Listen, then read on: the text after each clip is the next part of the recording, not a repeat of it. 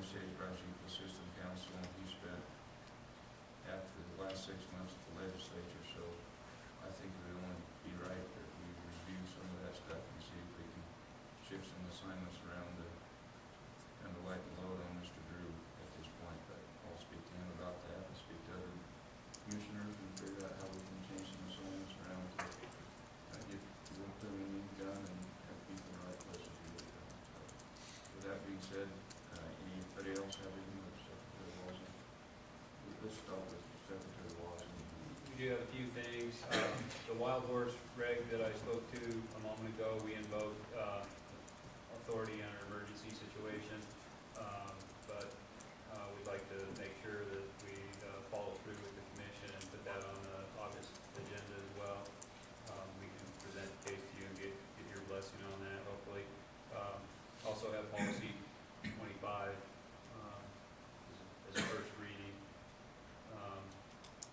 The predator plan will also be on the August agenda. We can provide an update of the bighorn sheep disease situation in California. I'll try to determine if their lab results are in and give you an update on that. Department's also was directed to bring a proposal for $12,000 from the Upland Game Stamp program. Is that correct? We'll bring that for your approval. Also, we'll explore some survey parameters, try to get some ballpark costs or some kind of an update with respect to the survey information that we spoke about.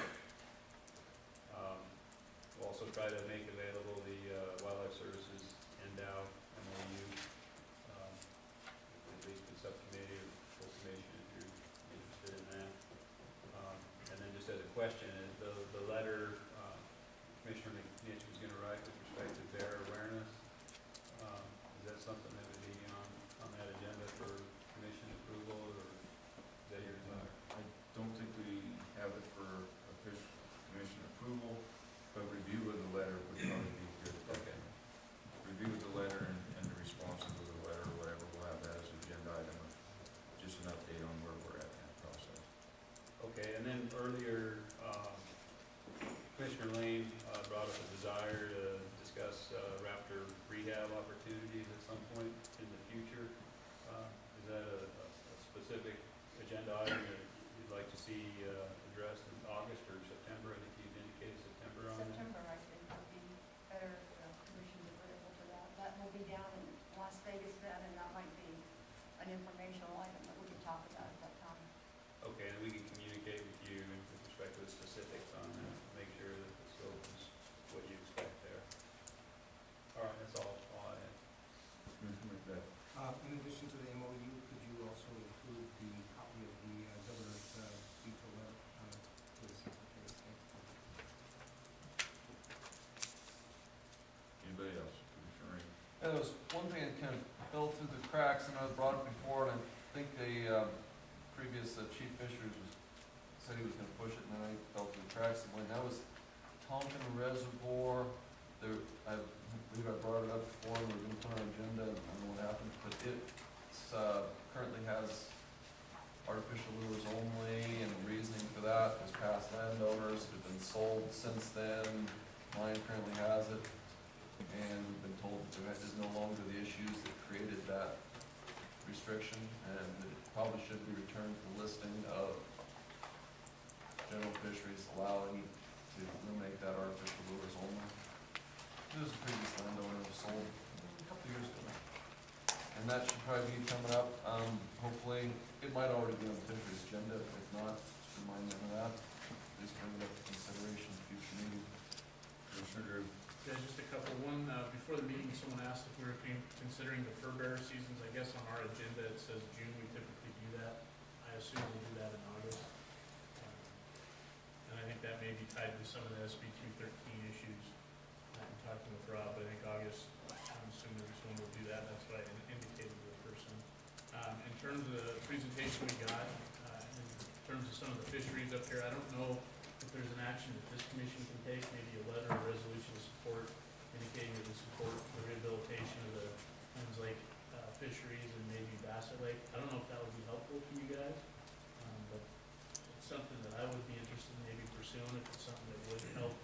get that ball rolling and move it forward in terms of a priority and making that happen. We can talk maybe offline.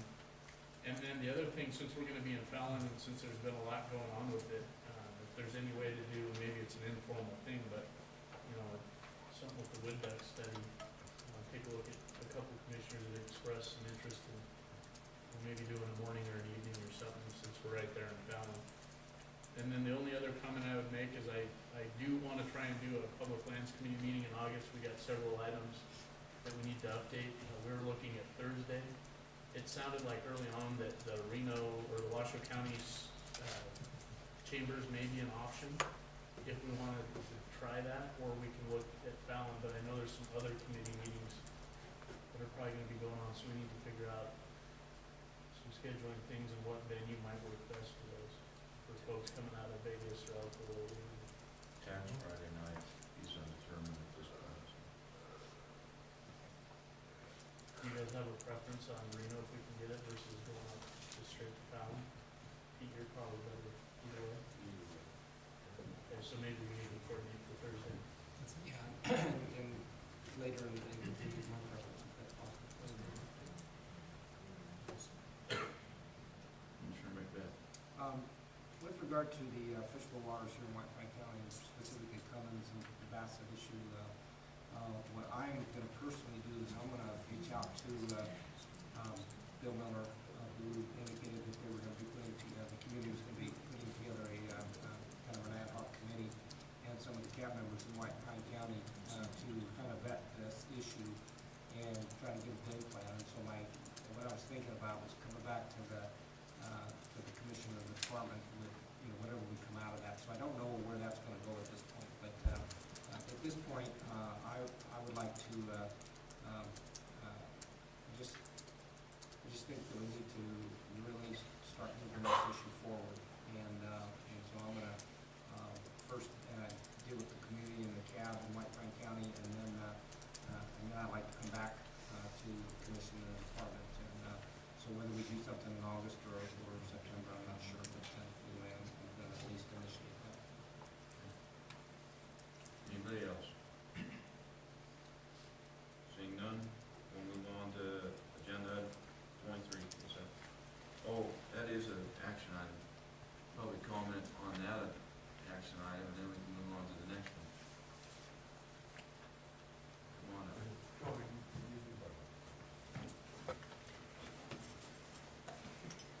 Septon Systems Consultant, sound like that's on.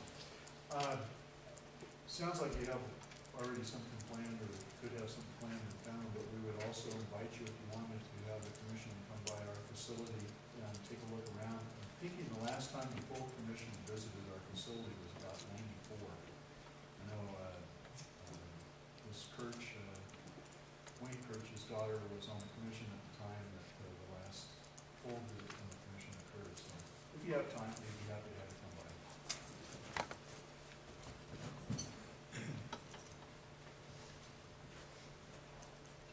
Paul Dixon, Park Run. I just wanted to echo what Commissioner Macbeth said, is that I talked with Bill Miller, and I will be working with him and trying to see what resources and information I can bring to their White Pine Committee on what's happening at the federal level with mercury methylation and rehab at various places, DOE complex across the United States.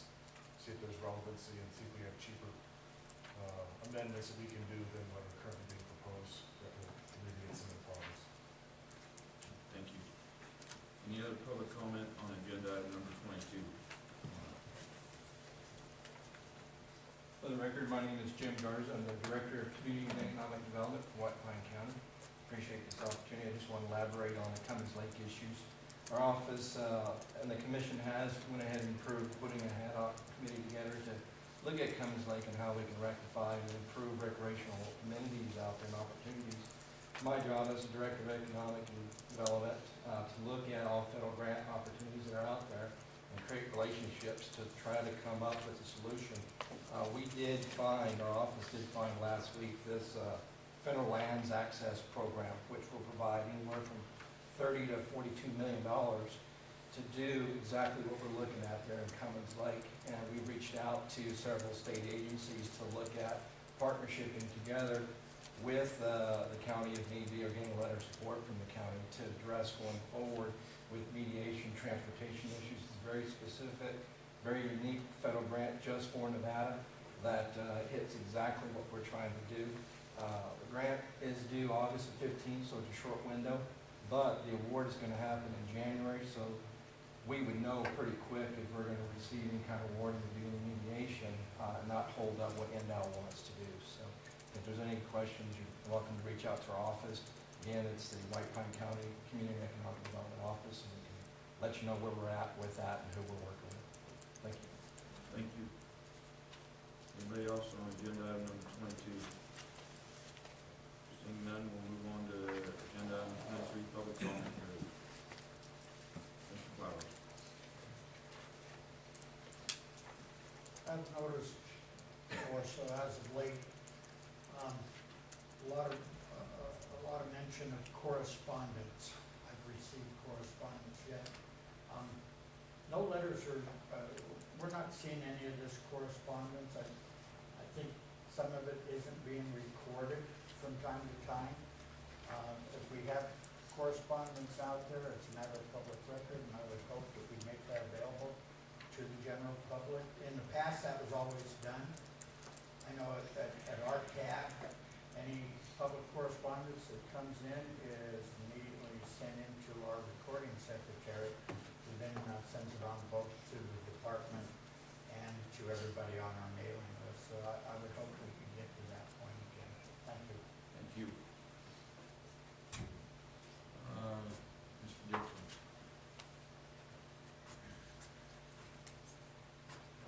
Paul Dixon, Clark County.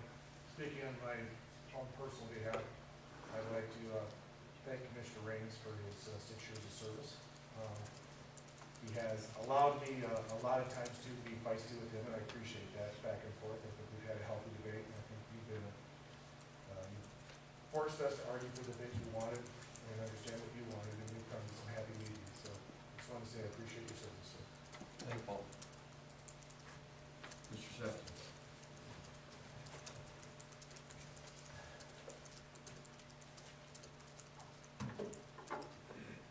Don Sefton, Systems Consultants. I think this is the appropriate place to bring it up, but about 2 commission meetings ago, Commissioner Rain asked me a question that was very interesting about people with multiple tags and how many of them hunted and harvest. So there's been a lot of questions. I think the TAC committee has had questions about multiple tags, which I provided a slide. But I'm going to add this other information in a second slide to the materials I provided to Bob Hoyen, which he'll be providing to the TAC. But I did look at how many people had drawn multiple tags in 2012, and what they did with them is pretty interesting. We had nobody who drew 5 tags in the main draw. We had 8 people who drew 4. We had 461 who drew 3, and we had over 4,500 who drew 2. That's obviously a big growth over prior years. I think that has to do with having more deer tags, and so the possibility of having multiple tags grew considerably. Of the 4,500 folks with 2 tags, that's a big enough sample, I think, to really comment about. 4,250 of them, or about 95%, kept all their tags. We had 247 of them, or about 5%, that returned one of the 2 tags, and we had 46 that returned actually both of the tags. And when you look at that, of the numbers, of those 4,250 or so that kept one or more tags, we had 243 that didn't hunt on anything. We had 750 who hunted one of the 2 tags, and we had 3,507 who hunted 2. In terms of harvesting, they actually did pretty well. 1,198 didn't harvest any. 1,957 harvested 1, and 1,101 harvested 2. So you actually had probably better than average results. And I guess it just means if you get multiple tags, if you hang on to them and make a commitment to it, is probably what that speaks to. I'm gonna take these numbers and put them in an additional slide and stick them in the materials for the next TAC meeting to accompany the slide on, I looked at over the last 10 years or so, how many people have multiple tags. We'll provide that info to the TAC for their consideration. But it was a very interesting question. It started off with how many harvested, but it led into the how many turned into tags as well, because that's also an interesting question. It does affect how many hunt and how many harvest. Good question from Commissioner Rain. Appreciate that information, and I know Mr. Sefton is always very cooperative with the TAC committee, and the amount of information he can pull out in a short order is astounding. We can answer pretty much any question we have if he's got that fancy machine with him. So. Commissioner Rain. Last thing, first, I'd like to thank Mr. Sefton. Get that on relatively short order. I think we had it at the last commission meeting, but didn't quite work out to get it up there. Thank you for the opportunity to serve Nevada on the Wildlife Commission. I'd throw out a few things here, and that is that, over time, I have evidence that I've gathered over the past few years shows that we have some very credible and reliable things going on with wildlife in Nevada. Some that aren't credible and reliable. Our tag draw system, I think, is as good as any there is, probably better than I don't know of any other that is good. At the minimum, it's at least as good as any other. I think that it's the integrity of that system. Despite looking at every crack and crevice, I have not seen anything to show me that it is anything other than all above board and a good system. The one point that I'll point out, I've pointed out a few times in the past, that I do have found seriously flawed, and that is our model on mule deer. I think that, and it's been heavily defended by the Department of Wildlife, and that is still not a credible system. The subjective data that's entered into that population model is somewhat problematic. And the model itself is based upon assumptions that I've found to be flawed. Continuing to have faith that many people have in that system, it's no wonder the commission can't help but, come up with bad ideas on mule deer, bad quotas. That said, there are ways to fix that. It is fixable. Superior data that I think can be drawn from the utilization of more advanced technology we were talking about earlier can likely fix that through a slightly different model of the system. That and the possibility of auditing the model system. Get totally independent experts in there that don't have much experience with this particular system to look at it, give it some credibility.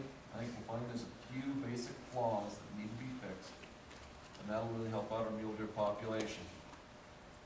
Thank you. Thank you. We do have one card here for public comment, Mr. Bolts. I'm going to pass today, thank you. Okay, you had a card, I just I wanted know. to make sure we didn't pass by you. Anybody else with public comment? Seeing none, before we adjourn, I would once again like to thank Ms. Geddes and Mr. Raines for their service to the state and the Wildlife Commission. I appreciate it both. Thank you, Jay. Take a motion to adjourn. Move adjourned.